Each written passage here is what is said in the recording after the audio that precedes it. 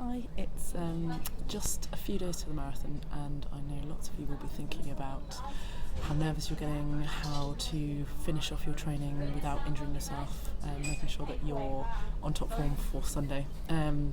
It's looking like it's going to be quite a chilly day, so actually that's quite good for running. But you've done the preparation, and it's about getting the best out of your body on the day that you have on Sunday, barring last minute injuries of tripping down steps and curbs and things like that, so be careful of those in the next couple of days. But what I want to talk about today is how to get through. It's a long way marathon, obviously, 26.2 miles, and it's about making sure that your body can last that pace. So there's a few different strategies that I want you to try or think about, at least, as you go round, if you've got nothing else to think about other than all the people cheering for you.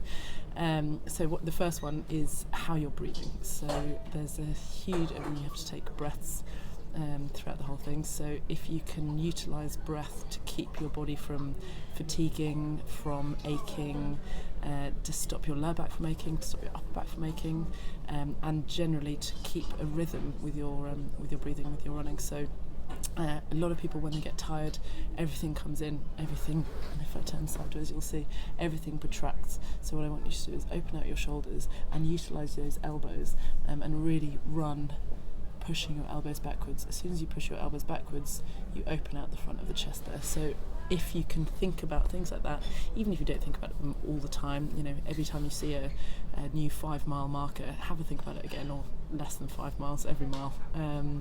Have a think about what your arms are doing and how it can help your breathing. When you're taking a breath in, it's not about drawing air in and sort of trying to get as much oxygen as possible. It's about lowering your diaphragm. Your diaphragm sits in a big dome, and as it contracts, it pulls down and it draws air in. So it's not sucking air in, it's pulling air in using pressure changes in your lungs.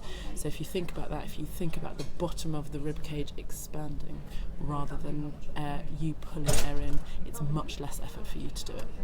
The bonus as well is it starts massaging your organs, which can take a bit of battering when you're on the go for such a long way. So yes, have a think about how you're breathing and drawing air in rather than sucking it in, and let your shoulders relax. All the air comes in from your diaphragm and your lower ribs rather than your upper ribs there. So that's something really easy to think about on the day that can help stop you being really tired. The next thing is just about your pacing. People tend to get into a nice rhythm and then suddenly hit a wall. What can you do once you've hit that wall? There's a few things that you can think about. Some people sing themselves a song, which is just a mental endurance trick. There's other ways that can help your body from being too achy. So think about changing your pace. Some people start walking and then struggle to get back into running.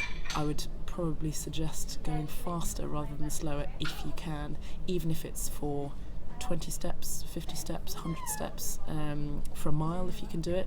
Just increase the pace, and if you sing yourself a song with a faster pace, faster rhythm with it, then that can help you through it as well. But even that counting can help take your mind off the fact that you've hit a wall. Think about the length of your strides just during that wall, and if you can increase the stride length, again, it just changes the rhythm that you're running, which can help with that repetitive strain going up into your legs and into your hips and into your lower back. So it can just take the edge off. But otherwise, good luck.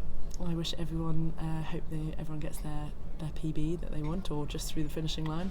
I'm very impressed. I've never actually run a marathon, and I don't think I ever do, having seen all the injuries. But we are there to pick up the pieces when you're done. So good luck, and see you on the other side.